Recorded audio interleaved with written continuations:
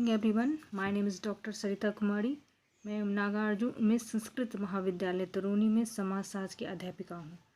इससे पिछले वाले वीडियो मैंने परिवार की परिभाषा के बारे में बताए थे। इस वीडियो में मैं परिवार की विशेषता के बारे में बताऊँगी।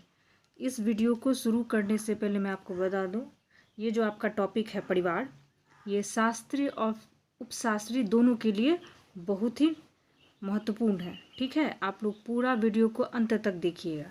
ठीक है, अब शुरू करते हैं। परिवार की अनुपम विशेषताएं। विभिन्न समाजों में परिवार का संगठन एक दूसरे से कितना ही भिन्न क्यों न हो, लेकिन परिवार सभी मानव समूह में अनुपम है। यहाँ कहा गया विभिन्न समाजों में, चाहे आदिम हो या सब समाज हो, परिवार का संगठन एक दूसरे कितना भी अलग होता हो, लेकिन परिवार की सभी मानव समूह में अनुपम है।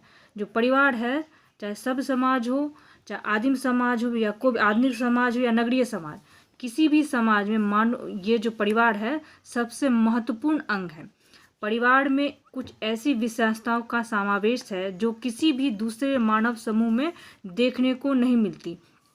परिवार जो है इसकी विशेषता यह है, एक दूसरे मानव समूह में देखने को नहीं मिलती। मैकाबा और पेज ने ऐसी 8 विशेषताओं का उल्लेख किया है। मैकाबा पेज ने ऐसी 8 विशेषताएं, यानी परिवार की विशेषता जो है वो 8 तरह के बताए हैं। इसमें से कुछ विशेषताओं का हम यहाँ उल्लेख करेंगे। ठीक है, पहला है सर्वव्यापकता, यूनिवर्सल। यूनिवर्सल मतलब सभी जगह। ठीक है, सभी सामाजिक संस्थाओं और समितियों में परिवार सबसे अधिक व्यापक है। सभी सामाजिक संस्था में सोशलाइजेशन जो होता है, समाज जितने भी छोटे छोटे समूह हैं, सामाजिक संस्थाएं हैं और समितियों में परिवार सबसे अधिक व्यापक है, सबसे व्यापक, सभी व्यापक है।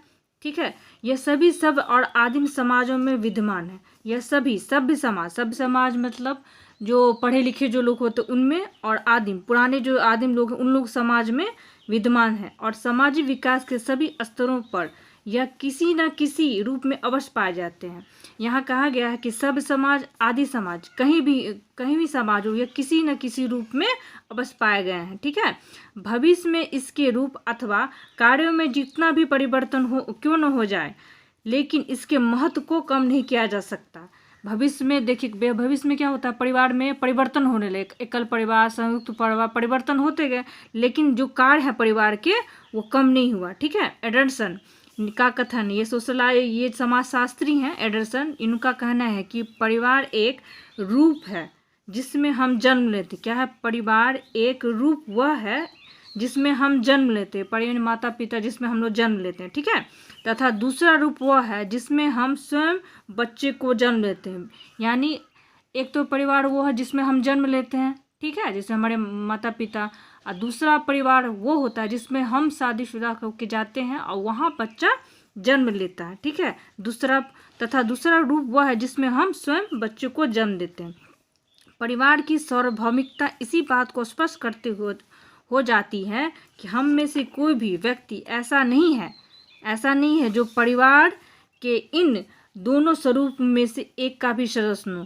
ये दोनों स्वरूप जो बताया, जहाँ जन्म लेते हैं या जहाँ हम जन्म लेते हैं, ये ऐसा रूप है, यह सभी समाज में पाया जाता है।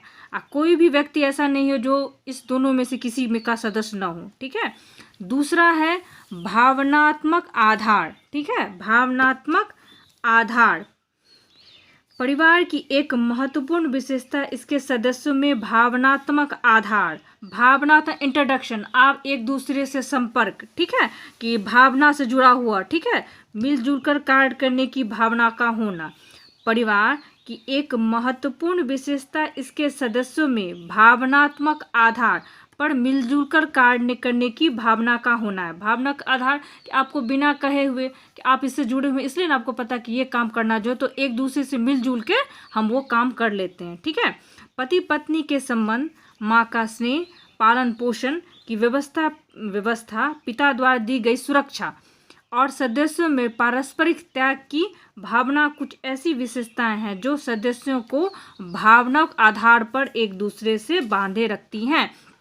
यहाँ कहना है कि पति पत्नी का संबंध हो, चाहे माँ का स्नेह हो, पालन पोषण की व्यवस्था हो, भावना हो, कुछ ऐसी विशेषताएं जो सदस्यों को भावनात्मक आधार पर एक दूसरे से जोड़ी रखती हैं। ठीक है, तीसरा है रचनात्मक प्रभाव। क्या है, रचनात्मक प्रभाव।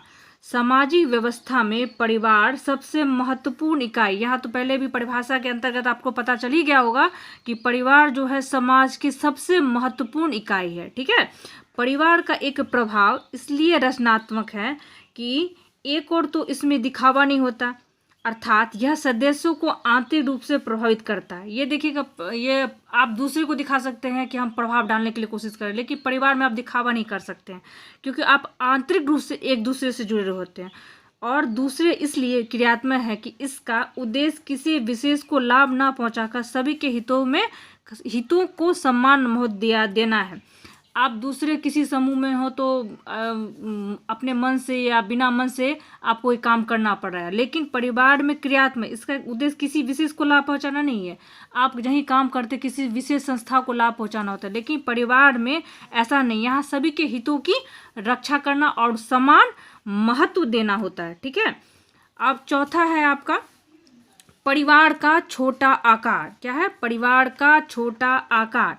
परिवार की एक प्रमुख विशेषता दूसरे समूह की तुलना में इसका आकार काफ़ी छोटा होता है। ये देखिएगा, परिवार का जो समूह होता है काफ़ी छोटा होता है। ठीक है, इसका आकार काफ़ी सीमित होता है, इसकी संख्या भी सीमित होती है।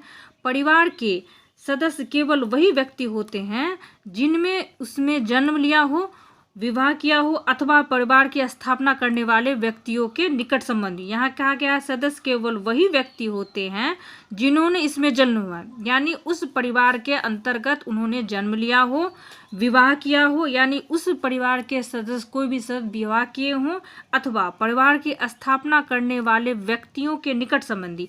जिसने परिवार माता पिता उन्होंने परिवार की स्थापना की, उनसे निकटतम संबंधित जो होंगे वो परिवार के निकट संबंधी हो सकते हैं। ठीक है, और पांचवा है सामाजिक ढांचे में केंद्रीय स्थिति। संपूर्ण सामाजिक ढांचे में परिवार का स्थान केंद्रीय है। संपूर्ण सामाजिक ढांचे में जो समाज की जितनी भी क्रियाएं हैं उन सब में परिवार का जो है स्थान केंद्र में बिंदु है। जैसे एक शरीर में शरीर का सबसे केंद्र बिंदु क्या है? उसकी रीढ़ की हड्डी। ठीक है, वही है संपूर्ण सामाजिक ढांचे में परिवार का स्थान केंद्रीय है, बीच में है। जिस प्रकार सभी वस्तुओं और सभी स्थानों में केंद्रीय भाग का विशेष महत्व होता है, उसी प्रकार परिवार में भी समाज का केंद्रीय भाग होने के कारण सबसे अधिक महत्वपूर्ण है।